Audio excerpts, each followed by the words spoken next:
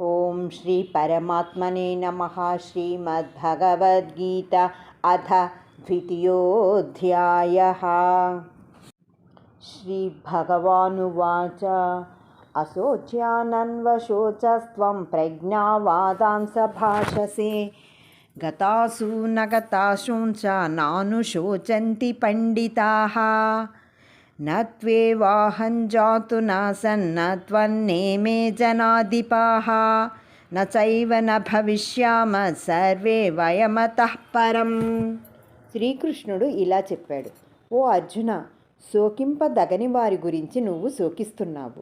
పైగా జ్ఞానివలే మాట్లాడుతున్నావు. పండితులు ప్రాణాలు పోయిన వారి గురించి కానీ ప్రాణములు పోని వాని గురించి కానీ శోకింపరు. నీవు కానీ నేను కానీ ఈ రాజులు కానీ ఉండని కాలమే లేదు, ఇంక ముందు ఉండము అనే మాట లేదు.